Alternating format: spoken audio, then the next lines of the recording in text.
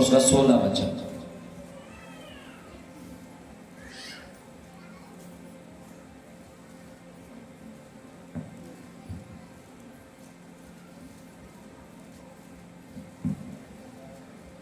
समौन पतरस ने उत्तर दिया, जो जीवते परमेश्वर का पुत्र मसीह है।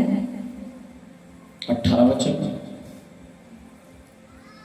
यीशु ने उसको उत्तर दिया, हे सिमोन योना के पुत्र, तू धन्य है, क्योंकि मांस और लहू ने नहीं, परंतु मेरे पिता ने जो स्वर्ग में है यह बात तुझ पर प्रकट की है। और मैं भी तुझसे कहता हूँ कि तू पतरस है, और मैं इस पत्थर पर अपनी कलीसिया बनाऊंगा, और अधोलोक के फाटक उस पर प्रबल न होंगे।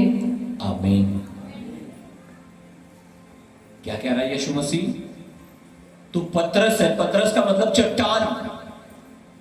परमेश्वर चाहता है कि हम चट्टान बन जाएं। हालेलुया। क्या बन जाए? चट्टान बन जाए। हालेलुया।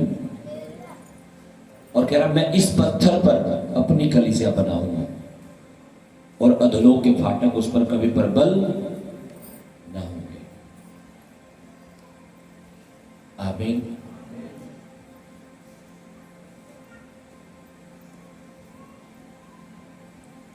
अधोलोक के फाटक क्या होते हैं?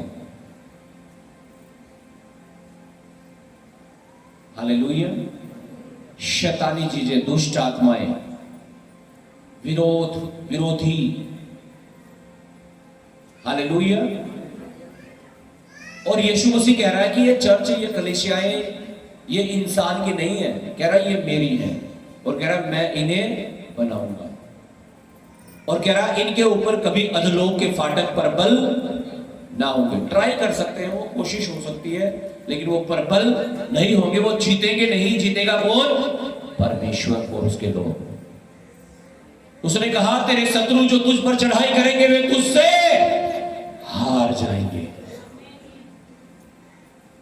वो बीमारी हो सकती है आपको, लेकिन आप नहीं मरेंगे उस बीमारी से। वो बीमारी हार जाएगी यीशु मसीह के नाम से, और आप जीत जाएंगे। आपकी रिपोर्ट नॉर्मल हो जाएगी। आमीन। क्या तेरे शत्रु जो तुझ पर चढ़ाई करेंगे वे तुझसे हार जाएंगे।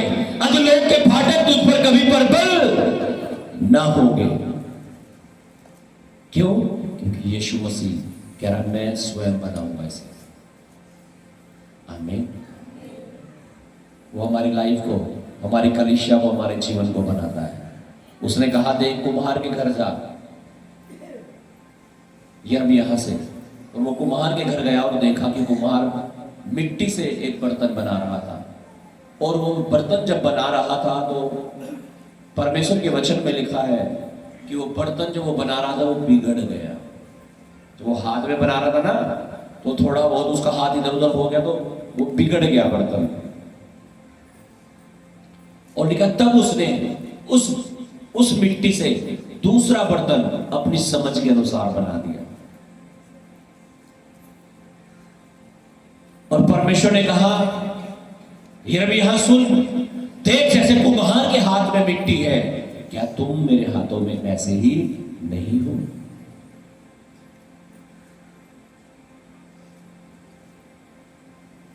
इसलिए अपने जीवन को मैं किसके हाथों में समर्पित करना है? प्रभु यीशु के, परमेश्वर के। और उससे रोज कहना है प्रभु मैं मिट्टी हूं, तो कुम्हार के नाई मुझे उठा अपने हाथों में, और मुझे अपनी समझ के अनुसार बना। हो सकता है जब परमेश्वर ने अपने हाथों में ले रखा था, वो हमें बना रहा था, हम बिगड़ गए हो कि प्रभु में तो आगे थे, हम यीशु को तो ग्रहण कर लिया था, लेकिन फिर हमने व्यभिचार कर दिया, नशा कर लिया, गालियां दे दी, गलत काम कर दिए, जो नहीं करना था वो कर दिया, हम बिगड़ गए। वो कहता है उसने अपनी समझ से उसका दूसरा बर्तन बना दिया।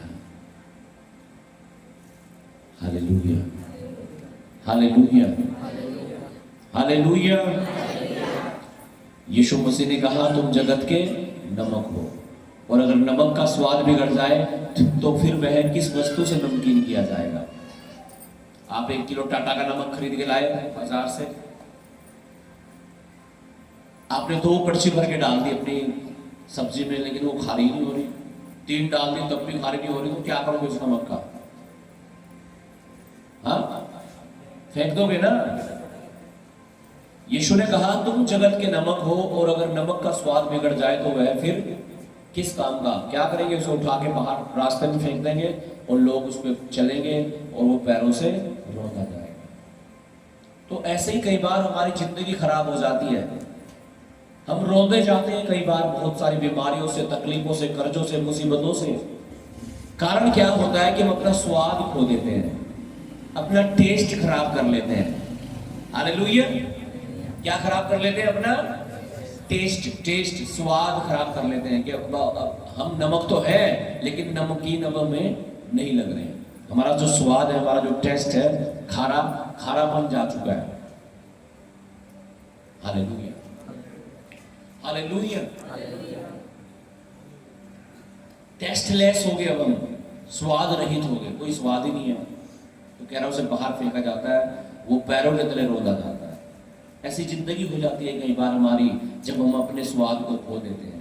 स्वाद का मतलब, जब हम हैं तो मसीह हैं, तो हम प्रभु के बेटे और बेटियां, लेकिन ना तो हम प्रार्थना कर रहे हैं, ना उपवास कर रहे हैं, ना वचन पढ़ रहे हैं, ना संगति कर रहे हैं।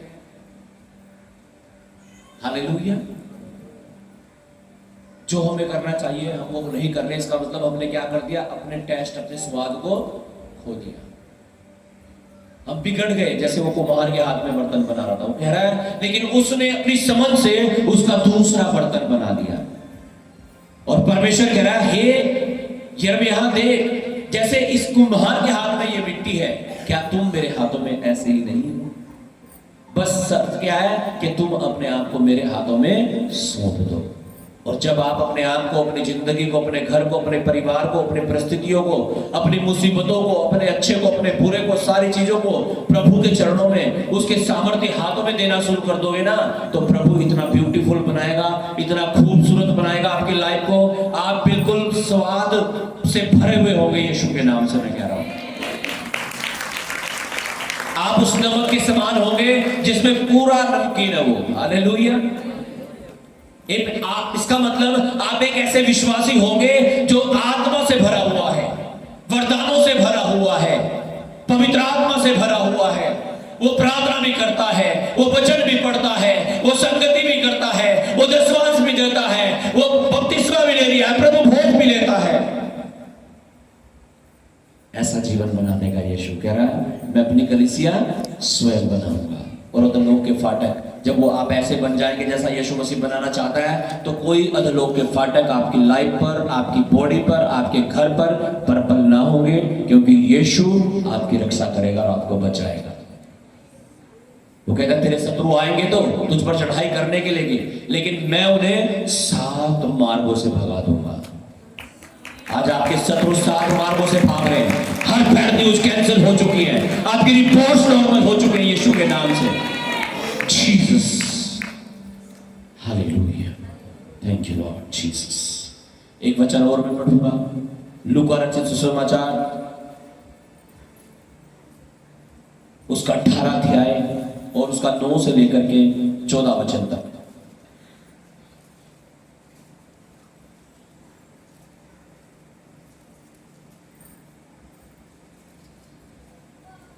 उसने उनसे जो अपने ऊपर भरोसा रखते थे कि हम धर्मी हैं और दूसरों को तुच्छ जानते थे, यह दृष्टांत कहा।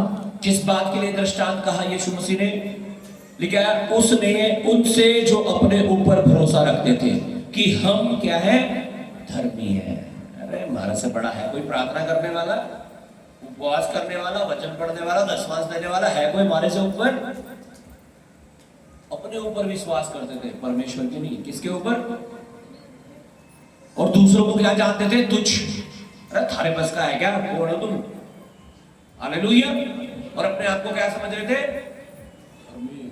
हालेलुया। तो उसने उनसे जो अपने ऊपर भरोसा रखते थे कि हम धर्मी हैं और दूसरों को तुच्छ जानते थे, यह दृष्टांत कहा। सुन सब जन ध्यान से। 2 मनुष्य मंदिर में प्रार्थना करने के लिए गए। 2 मनुष्य मंदिर में, अर्थात परमेश्वर के भवन में, चर्च में, आज की भाषा में बात करें तो प्रार्थना करने के लिए गए। एक फरीसी था, एक फरीसी। फरीसी कौन लोग थे? जो दिखावा करते थे। क्या करते थे फरीसी? दिखावा करते थे। हालेलुया।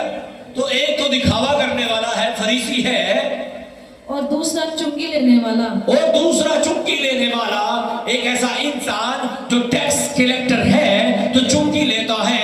किसी का बैठता तो है 10,000, लेकिन वो 100 रुपए 1,000 अपनी जेब में डाल के कहता चल तेरा माफ हो गया। धोखे से पैसा कमाता है, एक पापी इंसान है। फरीसी खड़ा होकर अपने मन में यो प्रार्थना करने लगा।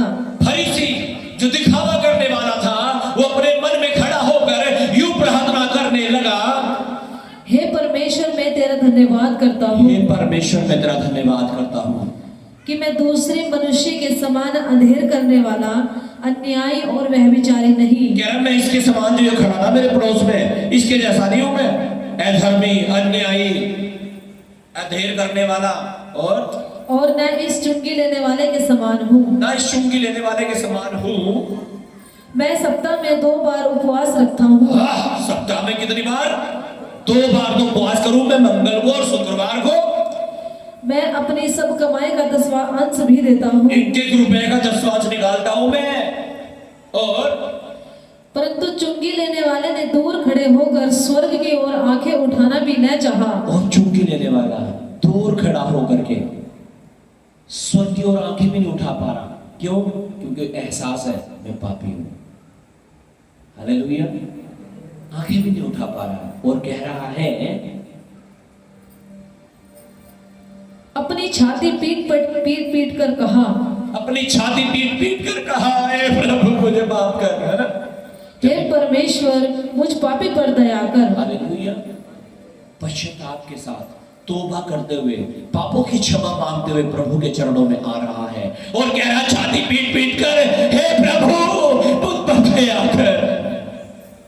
आंखें भी नहीं उठा पा रहा परमेश्वर की तरफ। और दूसरा वाला आंखों में आंखें डाल गए, 10 बात पे दो, उपवास में रखे, पूरा टोर में, है ना? हालेलुया। और मैं तुमसे कहता हूँ कि वह दूसरा नहीं, परंतु यही मनुष्य धर्मी ठहराया जाकर अपने घर ठहराया गया।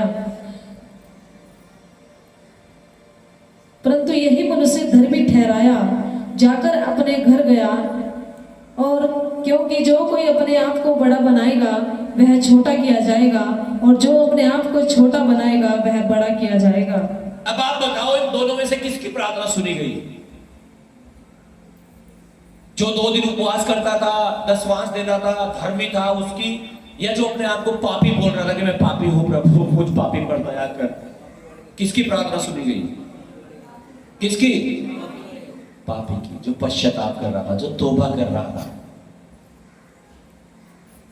हालेलुया।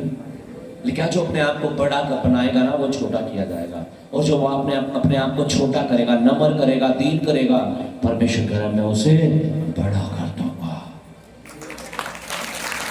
आज से नम्रता का जीवन जियो, आज से पश्चाताप का जीवन जियो। हर रोज हर पल पश्चाताप करो, प्रभु मैं पापी हूं, मैं गुनहगार हूं, मुझसे गुनाह हुए हैं, मुझे क्षमा कर, मुझ पापी पर दया कर। और परमेश्वर आपको धर्मी ठहराएगा, आपको उठाएगा, आपको खड़ा करेगा, आपको बाहर निकालेगा। आपको मैं कह रहा हूं आसमान में जैसे सितारे हैं ना, ऐसे चमकाएगा यीशु के नाम से। आपकी एक पहचान होगी, ऐसा जीवन बना देगा परमेश्वर आपका। लिखा है जो अपने आप को धर्मी साबित कर रहा था, जो फरीसी था, दिखावा करने वाला था, वो नहीं, जो पश्चाताप कर रहा था, चुंगी लेने वाला, जो अपने आप को पापी बता रहा था, लिखा उसकी प्रार्थना सुनी गई।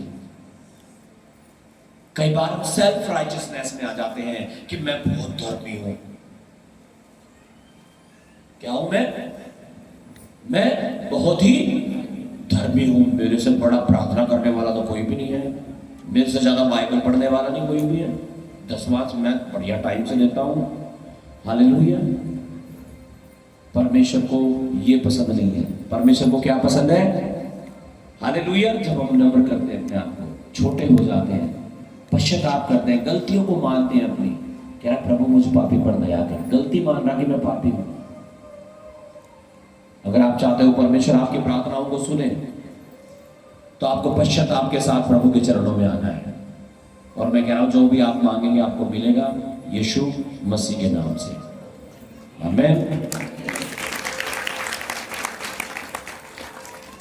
हम पढ़ेंगे परमेश्वर का वचन यूहन्ना 6 अध्याय उसका 66 से लेकर के 69 तक।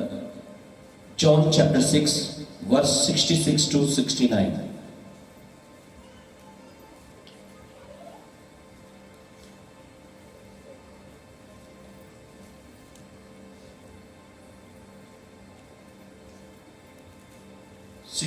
to 69।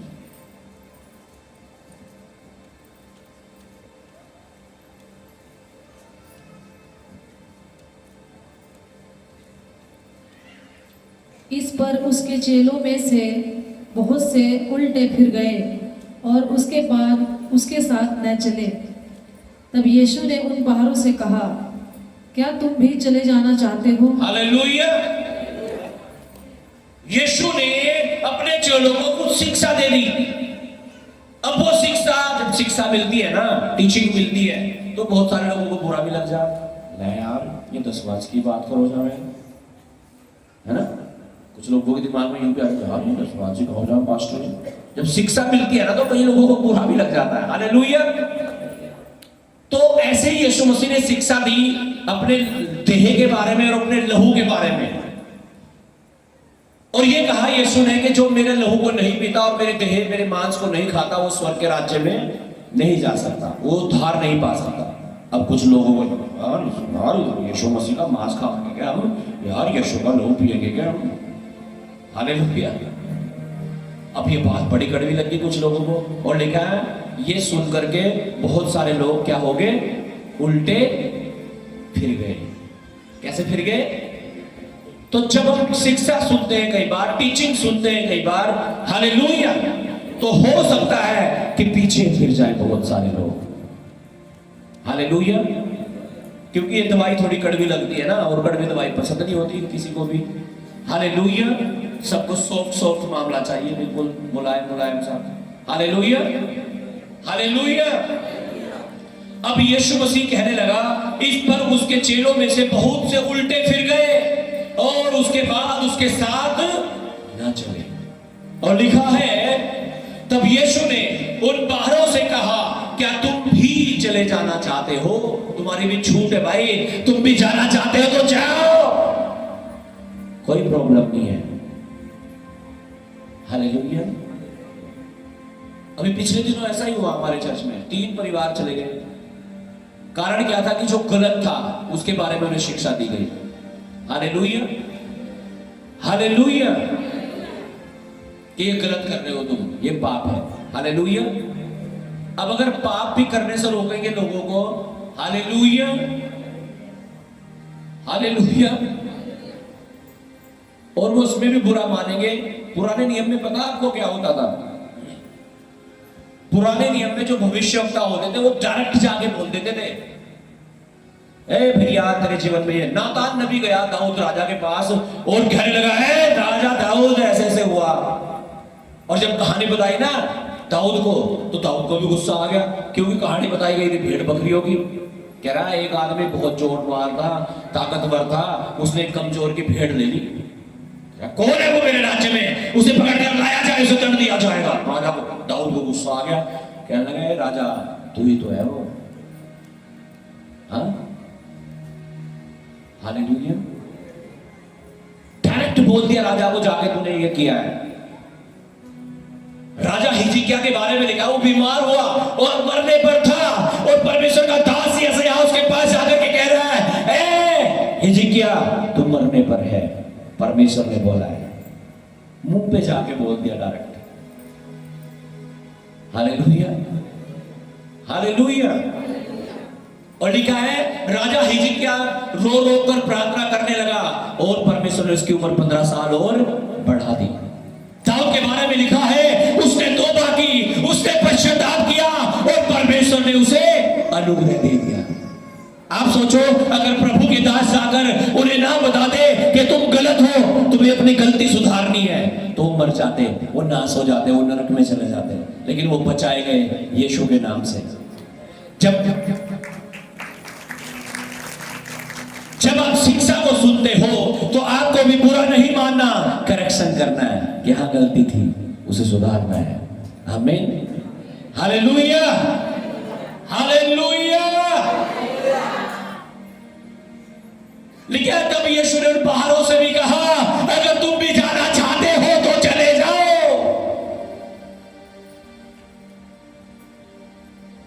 आज सुबह ही मैं पढ़ रहा था वचन को लूका रचित समाचार में से, तो वहां पे लिखा था कि यीशु मसीह ने जब चमत्कार कर दिया तो लोग जयकार करने लगे, यीशु मसीह की स्वागत कर रहे यीशु मसीह का, बढ़िया पूरी शोर मचा रखा लोगों ने, धूम धड़ाका, हालेलुया। तो लोग कहने लगे चुप हो जाओ, क्या कर रहे हो तुम ये। यीशु ने कहा इन्हें करने दो, नहीं तो ये पत्थर चिल्ला उठेंगे। हालेलुया। परमेश्वर पत्थरों में से इंसान को पैदा कर सकता है, हड्डियों को छोड़ करके इंसान को बना सकता है, ये हिजकिय्याह की पुस्तक में लिखा है। हालेलुया। परमेश्वर ने आदम को मिट्टी से रच दिया, उसके नथनों में जीवन का सांस फूंक दिया। हालेलुया।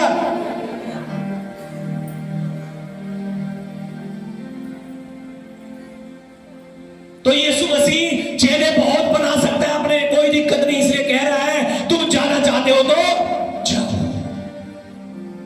लेकिन क्या हुआ, पढ़िएगा आगे।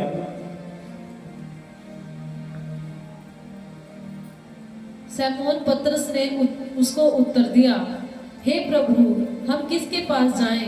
अनंत जीवन की बातें तो तेरे ही पास है। आमीन, आमीन। एक पतरस हमने बनाया था भाई यहाँ चर्च में, है पतरस नहीं?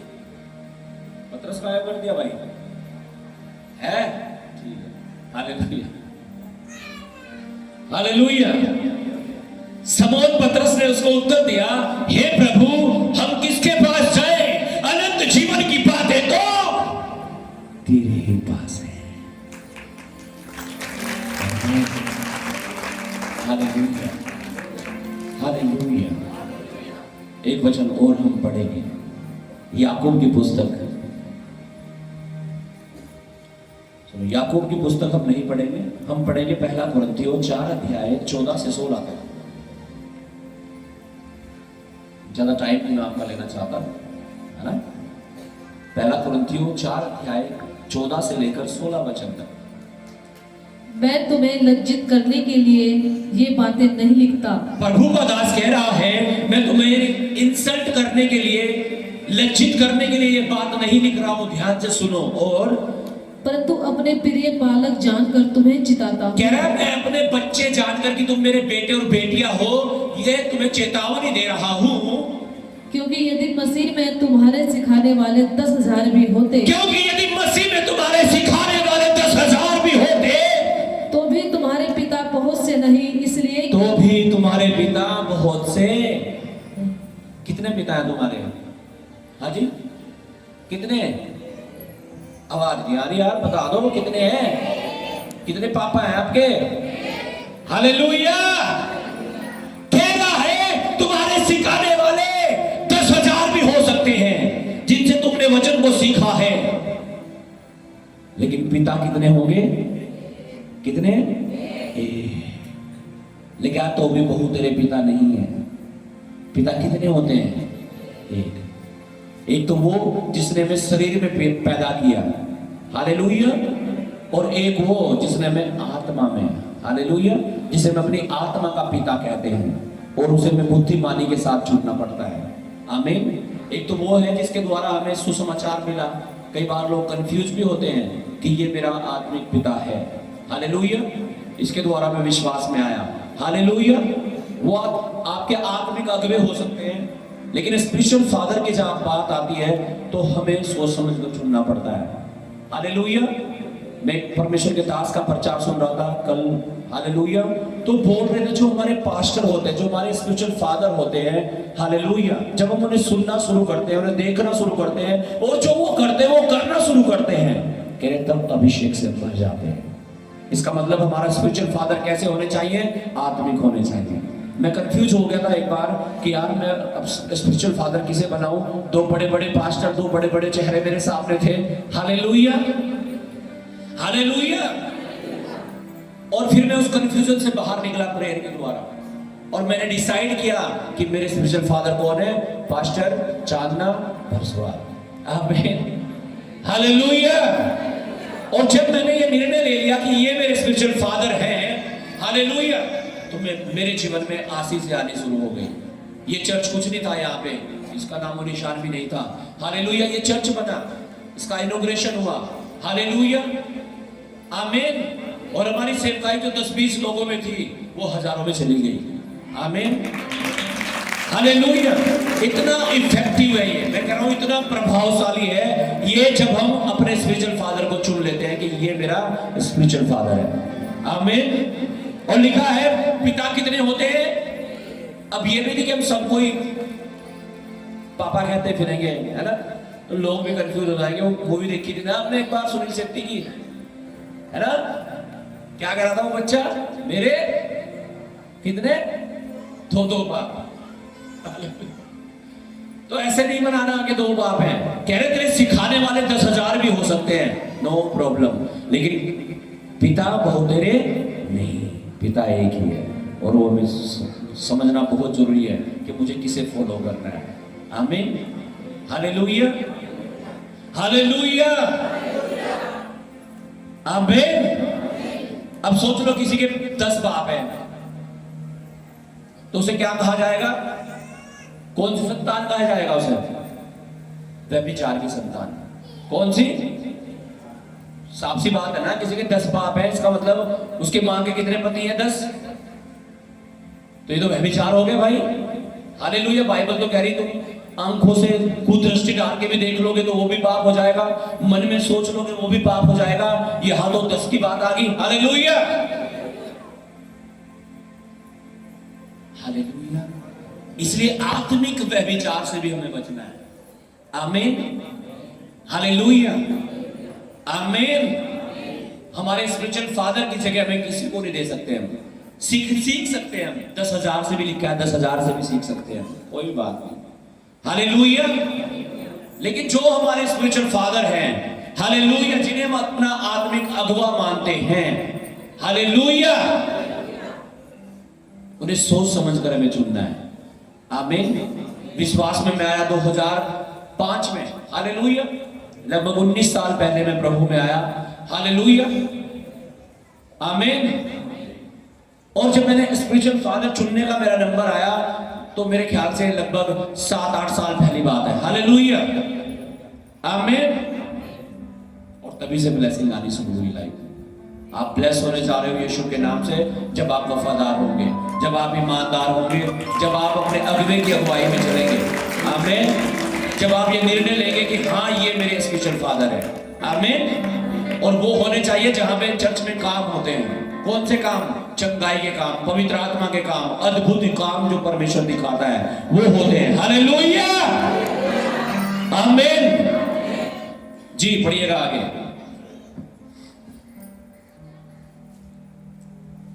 इसलिए कि मसीह यीशु में सुसमाचार के द्वारा मैं तुम्हारा पिता हुआ। कह रहा मसीह यीशु में सुसमाचार के द्वारा, क्योंकि मैं तुम्हारा क्या हो गया हूं? पिता। बहुत सारे तो लोग कहते हैं जी पिता पिता, पापा जी करते हैं। क्या है पापा जी? हालेलुया। हाँ, यीशु मसीह ने तो कहा तू धरती पर किसी को पिता ना कहना, तो अपने पापा को क्यों पापा कह रहे हो फिर भाई? हाँ, पापा को पापा नहीं कहते तुम अपने, किसी में तो फिर वो भी आ गए, उन्हें भी ना कहो तुम। हालेलुया। किस परिप्रेक्ष्य में कहा, किस कॉन्टेक्स्ट में कहा गया वो समझना जरूरी है। आमीन, हालेलुया। लिखा सुसमाचार के द्वारा मैं तुम्हारा क्या हुआ?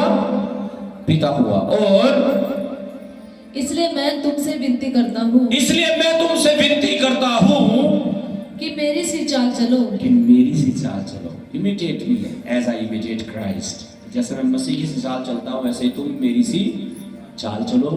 जो मैं करता हूँ वही तुम करो तो तुम कामयाब हो जाओगे, तुम ब्लेस हो जाओगे, आशीषित हो जाओगे, डिलीवर्ड हो जाओगे। और जो नहीं हो रहा ना वो होगा यीशु मसीह के नाम से। आमीन।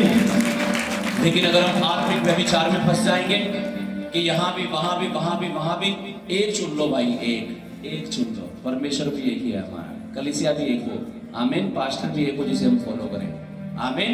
2 दिन यहाँ 4 दिन वहां तो गड़बड़ हो जाएगा। हालेलुया। एक चुन लो बस, सच्चे मन से चलते जाओ। मैं कह रहा हूँ आप वहां पहुंच जाओगे जहां आप जाना चाहते हो, उससे भी 2 कदम आगे मिलोगे आप अपने आप में, आमीन, हालेलुया। Thank you Jesus. हम पढ़ेंगे दूसरा राजा की किताब। हमने पढ़ा हालेलुया वफादारी के बारे में। ईमानदार थे यीशु के चेले, कह रहे प्रभु तुझे छोड़ के कहां जाएंगे, कहां जाए तुझे छोड़ के, जीवन की बातें तो तेरे पास है, तुझे नहीं छोड़ देंगे प्रभु, सारी दुनिया को छोड़ देंगे, आमीन। तुम्हें वफादार होना है अपने अगुवे के प्रति, कलीसिया के प्रति, पास्टर के प्रति, आमीन, हालेलुया, आमीन। हम पढ़ेंगे एलिशा के बारे में कि कैसे वफादार था, आखिरी पल तक भी वफादार रहा, और देखो उसका रिवार्ड, उसका इनाम भी उसे मिला। जब आप वफादार होंगे आखिरी पल तक, आखिरी समय तक, आपको उसका इनाम भी मिलेगा और आप ब्लेस होंगे। हम पढ़ेंगे दूसरा राजा की किताब, उसका 2 अध्याय 1 से लेकर 12 वचन तक। दूसरा राजा की किताब उसका 2 अध्याय 1 से 12 जी। जब यहोवा एलिय्याह को बवंडर के द्वारा स्वर्ग में उठा लेने को था, तब एलिय्याह और एलीशा दोनों संग संग गीलगाल से चले। हालेलुया। एलिय्याह कौन है? प्रभु का दास है, और एलीशा कौन है? उसका चेला है। तो लिखा है जब टाइम पूरा हो गया एलिय्याह का, पास्टर जी का, जब वो उठाए जाने पर था स्वर्ग में, तो लिखा है वो और उसका चेला एलीशा दोनों गिलगाल की ओर चल दिए। और एलिय्याह ने एलीशा से कहा, प्रभु के दास ने, पास्टर जी ने अपने चेले से कहा, यहोवा मुझे बेतेल तक भेजता है, यहोवा मुझे और आगे भेज रहा है, इसलिए तू यहीं ठहर, तू यहीं रुक जा। एलीशा ने कहा, उस चेले ने कहा, यहोवा के और तेरे जीवन की शपथ, कह रहा तेरे और परमेश्वर की कसम, मैं तुझे नहीं छोड़ने का। मैं तुझे नहीं छोड़ूंगा। हालेलुया। कितना वफादार है, कितना ईमानदार है, कह रहा तुझे नहीं छोड़ने का। हालेलुया। और यहां थोड़ी सी बात पे नाराज हो जाते हैं लोग। हाँ, पास्टर तो बहुत दूर चर्च छोड़ देते हैं लोग, प्रभु को छोड़ देते हैं कुछ लोग, तो कह रहा तुझे नहीं छोड़ूंगा। और इसलिए वे बेतेल को चले गए, इसलिए वे बेतेल को चले गए। और बेतेल वासी भविष्यद्वक्ताओं के चेले एलीशा के पास आकर कहने लगे, हाँ, क्या तुझे मालूम है कि आज यहोवा तेरे स्वामी को तेरे ऊपर से उठा लेने पर है? उसने कहा, हाँ मुझे यह मालूम है, तुम चुप रहो। एलिय्याह ने उससे कहा, है एलीशा, यहोवा मुझे यरीहो को भेजता है, इसलिए तू यहीं ठहरा रह। उसने कहा, यहोवा के और तेरे जीवन की शपथ, मैं तुझे नहीं छोड़ने का। वो उनका पास्टर बार बार उन्हें बोल रहा है तुम यहीं ठहर जाओ, ठहर जाओ, कह रहा नहीं तुझे नहीं छोड़ूंगा। और अतः वे यरीहो को आए, और यरीहो वासी भविष्यद्वक्ताओं के चेले एलीशा के पास आकर कहने लगे, क्या तुझे मालूम है कि आज यहोवा तेरे स्वामी को तेरे ऊपर से उठा लेने पर है? उसने उत्तर दिया, हाँ मुझे भी मालूम है, तुम चुप रहो। फिर एलिय्याह ने उससे कहा, यहोवा मुझे यरदन तक भेजता है, इसलिए तू यहीं ठहरा रह। उसने कहा, यहोवा के और तेरे जीवन की शपथ, मैं तुझे नहीं छोड़ने का। बार बार कह रहा तुझे नहीं छोड़ने का, तुझे नहीं छोड़ने का। हालेलुया। और अतः वे दोनों आगे चले, और भविष्यद्वक्ताओं के चेलों में से 50 जन जाकर उनके सामने दूर खड़े हुए, और वे दोनों यरदन के किनारे खड़े हुए। तब एलिय्याह ने अपनी चादर पकड़कर ऐंठ ली और जल पर मारा, तब वह इधर उधर 2 भाग हो गया। हालेलुया। हालेलुया। कोई छोटा मोटा आदमी नहीं है, एलिय्याह प्रभु का वो दास है जिसने कहा 3.5 साल तक बारिश नहीं होगी, तो बारिश नहीं हुई। उसने कहा स्वर्ग से आग आ जाए और इस वेदी को भस्म करे, वो आग आई और वो वेदी भेंट समेत भस्म की गई। उसने कहा बारिश हो, तो बारिश हुई। ये वो दास है। और लिखा उसने अपनी चादर को उठा और यरदन नदी पर मारा, और लिखा वो यरदन नदी दो भागों में बट गई। जैसे लाल समुद्र दो भाग हो गया था, ऐसे वो नदी दो भागों में बट गई। और लिखा है वो स्थल ही स्थल सूख गया, जहां वो रास्ता बन गया उनके लिए जाने के लिए, पार उतरने के लिए। और लिखा वो नदी पार करी आराम से। ये प्रभु का अभिषिक्त दास था, ये कोई ऐसा वैसा आदमी नहीं था। हालेलुया। ये कोई ऐसे झोला छाप नहीं था, ये तो पूरा डिग्री वाला था भैया। बड़े बड़े चिन्ह चमत्कार इसने कर रखे थे। हालेलुया। कपड़ा मारा पानी पर, आप सोचो दो भाग हो गए। आग मांगी आग आई, बारिश मांगी बारिश आई, का बारिश ना हो ओस ना पड़े, ऐसा ही हुआ। इतना सामर्थ्य दास, और उसका शिष्य भी जानता था कि मेरा ये जो प्रभु है, मेरा जो स्वामी है, मेरा जो पास्टर है, ये कोई आम इंसान नहीं है। हालेलुया। कह रहा मैं तुझे नहीं छोड़ूंगा। और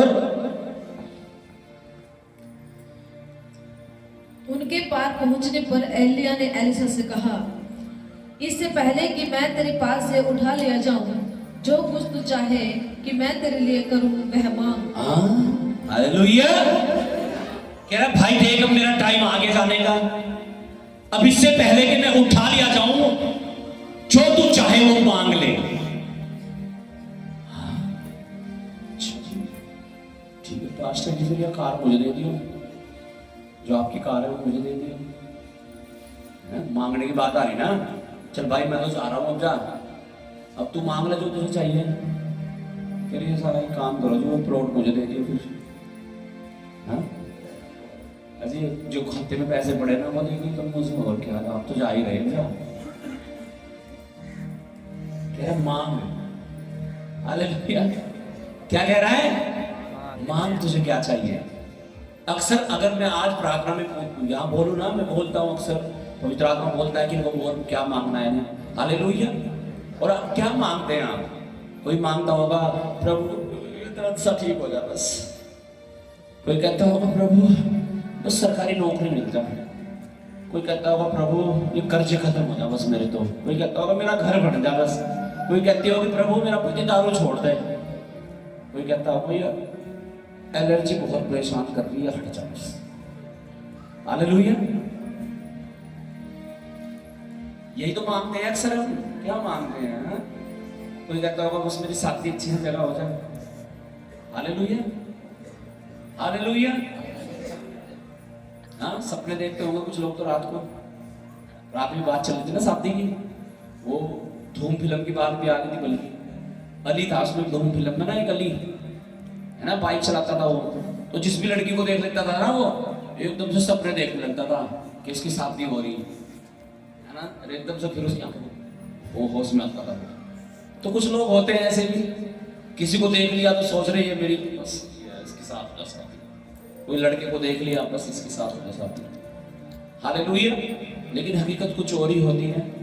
हमारी दुआ होनी चाहिए किससे? परमेश्वर से। परमेश्वर तू देगा और बेस्ट देगा और सबसे उत्तम देगा। आमीन। हालेलुया। हालेलुया। नहीं तो इमेज कर करके ना, इमेजिन कर करके, सोच सोच के, कल्पना कर करके बस अपना दिमाग भी खराब कर लिया आपने और आत्मिकता भी खराब कर ली। हालेलुया। तो मांगने का नंबर आ गया। अलीसा को बोल रहा मांग क्या चाहिए बेटा मांग। अब आप और मैं होते तो यार 1-2 करोड़ रुपए दे दो जी बस, और क्या, बाकी जहां जाके चले जाएंगे, थोड़ा सा मेरा भला हो जाए। हाँ हालेलुया। अब जब मांगने का नंबर आता है, हमें क्या मांगना चाहिए आज हमें समझना है। मैं कह रहा हूं ये बहुत आत्मिक बात है। आज इस वचन को आपको गहराई से समझना है कि हम जब मांगने के नंबर आता है परमेश्वर की उपस्थिति में, जब पवित्र आत्मा का जुम्बिश उतरता है। रात को जुम्बिश उतर रहा था ना, आपने देख रहे थे, रात इतना अभिषेक उतर रहा था पवित्र आत्मा का जबरदस्त, कोई उल्टियां कर रहा, कोई कुछ कर रहा।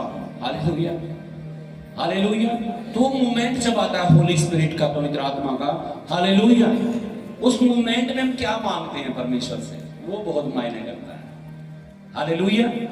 ये मोमेंट चल रहा था वहां पर पवित्र आत्मा का कि मांग, क्या मांगना है तुझे, और उस समय हमें क्या मांगना चाहिए। हालेलुया।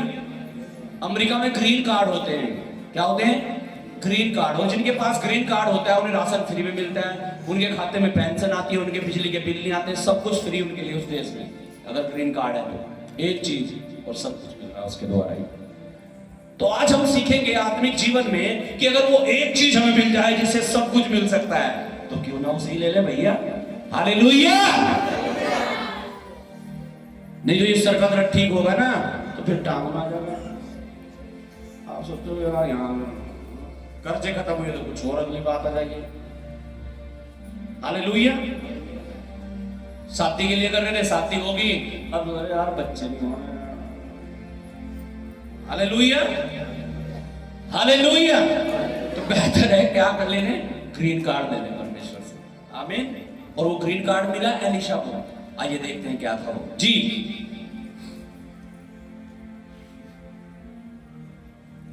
एलिशा ने कहा, तुझ में जो आत्मा है उसका दूना भाग मुझे मिल जाए। हालेलुया। हालेलुया। क्या मांगा? कह रहा तेरे अंदर जो आत्मा है, तेरे अंदर जो अभिषेक है, उसका 2 गुना भाग मुझे चाहिए। और हम क्या मांग रहे हैं? एक एक चीज। और वो क्या मांग रहा है? कह रहा अभिषेक चाहिए, बस पवित्र आत्मा चाहिए बस। उसे पता था बेटा ये क्या है? ग्रीन कार्ड है, अगर ये मिल गया ना तो सब कुछ फ्री है तेरे लिए। इसलिए मांगो रोज, परमेश्वर मुझे अपनी पवित्र आत्मा दे, मुझे अपना अभिषेक दे। और जब वो आएगा ना सारी चीजें होनी शुरू हो जाएंगी, 1 बाय 1, एक एक करके सब कुछ सब कुछ सब कुछ सब कुछ, घर का बाहर का सब कुछ। कह रहा कुछ नहीं, तेरी आत्मा का 2 गुना भाग मुझे चाहिए। अब देखें एलिया क्या बोल रहा है उसे। जी।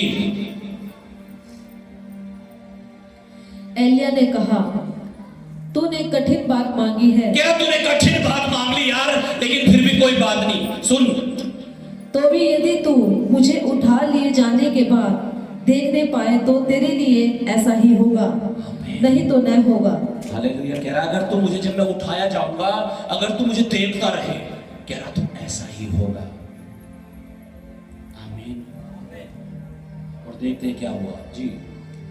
वे चलते चलते बातें कर रहे थे। वो चलते चलते ये बातें कर ही रहे थे कि अचानक एक अग्नि में रथ और अचानक एक अग्नि में आग से भरा हुआ रथ उतरा स्वर्ग से, और अग्नि में घोड़ों ने उनको अलग अलग किया, उनको अलग अलग कर दिया।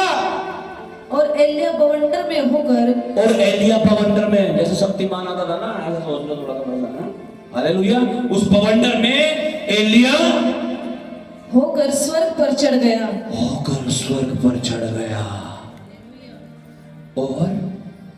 और उसे एलिशा देखता और पुकारता, और उसका चेला उसे देखता रहा और पुकारता रहा, हाय मेरा पिता, हाय मेरा पिता, हाय मेरा पिता, हाय मेरा पिता, हाय इज़राइल के रथ और सवारों।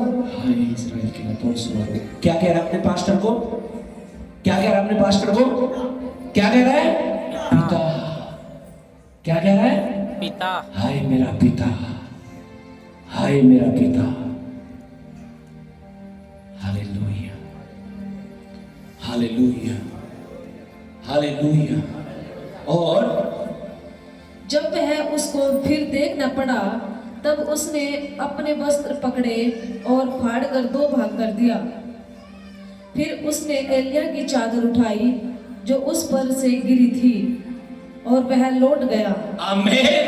और उस चादर में ही तो अभिषेक था, वो 2 गुना अभिषेक उसने पा लिया।